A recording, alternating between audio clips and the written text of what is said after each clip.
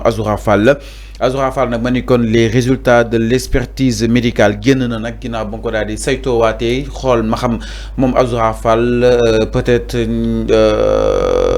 troubles mentaux yi nga xam ni itam doon nañ ko wax dëgg la wala comme du dëgg donc nag mbokk yi à la veille de sa comparution devant le tribunal des grands délits de Dakar, Azoura, de son vrai nom Assane Gueye, a fait l'objet d'une expertise médicale préoccupante selon les informations du quotidien Libération reportées par Seneweb. Donc le rapport établi à la demande de ses avocats.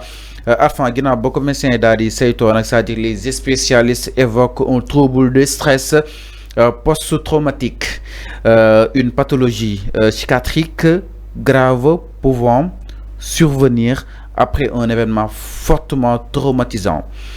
Dans le cas d'Azoura Fall, les séquelles seraient liées à son incarcération sous le régime de Macky Sall, suggère le médecin. Alors bataille mom Azoura li ko dal mooy TSPT di li nga xam ne que moo di trouble de stress post-traumatique.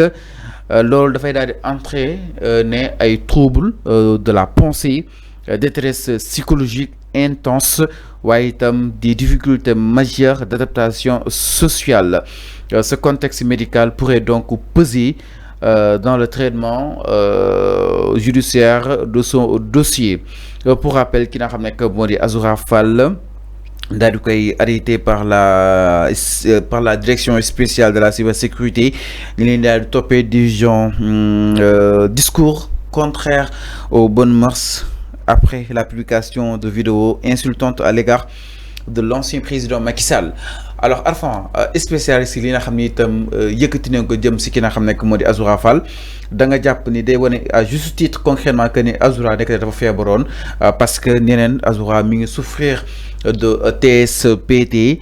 Encore une fois, je le rappelle, mooy trouble de stress post-traumatique. Loolu nag li ko indi woon mooy son incarcération sous l'ancien régime concrètement. Oui, xam nga waxoon naa ko fii nee naa nañu jàppale Azoura Fall parce que dama jàpp ni dafa feebar. waa ji dama ne en l'entendant parler te nga jege premier ministre boo waxee loolu c'est parce que tout ne fonctionne pas bien. moom wax naa ko fii. Balaa le médecin li nga lire nii sànq c'est un dossier médical xam nga kan moo ko joxe. C'est le médecin. Le médecin Régis moo ko joxe. C'est des termes scientifiques nga doon lire. Yow même parfois tu as des problèmes pour prononcer les mots. Tu sais pourquoi? C'est tellement scientifique. Li ma doon wax ci Arona Niang lu mel nii la war a présenter ci procureur pour mu mën a am liberté. Je sais que du ko am.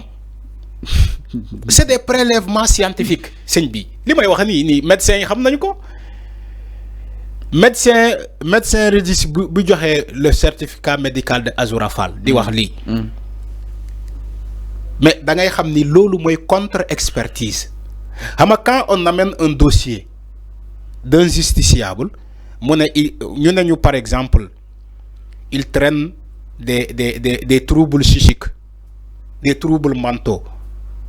Il a une pathologie, comme tu l'as dit. Il a une pathologie. Xam nga pathologie boobu médecin kese moo ko mën a ràññee ci nit. Médecin moo mën a ràññee ci bopp nit ni que dafa am benn pathologie bu ko nekk di sonal. C'est pas un journaliste. Okay. Un journaliste ne peut pas faire des prélèvements ba pare jox la ay résultats ne la yow tu souffres de telle et telle autre maladie. Parce que xam nga lu tax journaliste bi du loolu mooy formation am du loolu mooy liggéeyam. L'avocat ne peut pas te dire que mu xool la ni mu ne la fàllu yow da ngaa feebar te lii moo la dal wala lii wala kaay ma defal la prélèvement ma génnee la ay résultats. L'avocat ne peut pas le faire. Seul le médecin moo am capacité boobu def ay prélèvement ci nit saytu bopp nit et le psychologue pour xam ni que waa ji deke il a une pathologie te pathologie bi moo ko nekk di def nii moo ko sonal parce que il a été embastillé ci le régime de Macky Sall. Azoura Fall a été embastillé ci le régime de Macky Sall. Donc il traîne ces troubles là ba léegi. te moo tax ma wax ko fii ma ne leen nañ ko jàppale ñu ko jegee nañ ko dem jàppale. Aujourd'hui avec la contre-expertise du médecin wax na ni que voilà li dal Azoura Fall Assane Gueye parce que ci dossier médical du Azoura Fall moo fa nekk Assane Gueye. Je sais que beaucoup de Sénégalais ne connaissent pas le nom là. Alors donc Assane Gueye ni que il souffre de telle et telle autre pathologie. Et ça. Donc dans le Japonais, justement les médecins ont confirmé. C'est ça. Maître Tal aussi son. Maître Bamba Cissé. Ils ont confirmé. De souffrir de TSPT exactement. Oui, c'est ce que j'ai dit. Parfois ñu japp ko kasso ñu né non dafa fébar, il observe une grève de la faim, tout ça. Wala dafa fébar, dafa diabète wala di. Ñu né la dédét. Lolu doyul dé pour ñu may ko liberté provisoire. Dem len ngeen andi le certificat médical wala carnet sanitaire ñu jox ko un médecin mu def contre expertise bu bokul ak médecin si toutefois ce nouveau médecin là mu wax lu mengo ak médecin waji lu mu wax dans ce cas la justice mën na jël synthèse wala conclure ni que waji de war nañu ko may liberté provisoire mu dem faju ji. Alors enfin aussi leneen itam mooy peut-être kaw Azoura rek moo daal di fës donc il y a pas mal de détenus yi nga xam ni itam c'est des détenus politiques ñu tëjoo leen si jamono yi ki nga xam nekk moo di Macky Sall. Alors aujourd'hui ils souffrent exactement justement de cette maladie dont souffre ils sont là ils sont très nombreux. ñoo xamante dañ leen jàppoon ci kaso bi ci manifestation yi wala des détenus politiques te ba léegi amuñu assistance.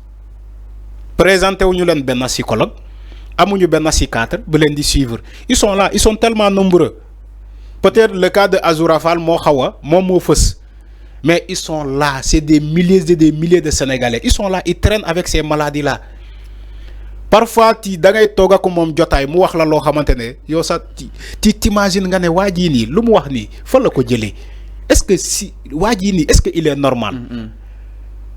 Mais parfois yéen ñi ko jege xam nga ni que waa ji il souffre mentalement ça ne va pas bien tout ne fonctionne pas bien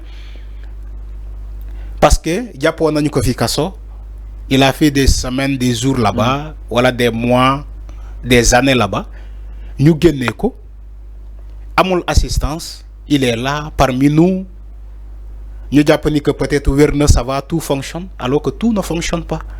des na donc le cas Azoura Fall war na mën a may exemple ñu bëri ñoo xamante ne ay xale dañ leen jàppoon ci ces moments là. ñu mën leen assister. Mais ce n'est pas aussi une raison. C'est pas aussi une raison. Voilà, merci. C'est pas aussi une raison d'insulter publiquement ou bien de diffuser des propos contraires aux bonnes mœurs. Après, nous non, dans fait. C'est pas aussi une raison. C'est pas aussi une raison. Mais comme li amna, quand amna médecin yi confirmé na ni Azoura Fall, tout ne fonctionne pas bien. Il sera jugé demain jeudi. Il va être jugé demain jeudi. J'espère que ces avocats vont présenter exactement. Voilà, j'espère que ces avocats vont présenter le document au juge. Après, c'est le juge d'apprécier. Alors, fala bëgg ñu ñëw mooy son jugement ni ki li nga xam ne que moo di ëllëg yemoo ak li nga xam ne que moo di jeudi leneen itam du côté de la régie ginnaaw les résultats yi nga xam ne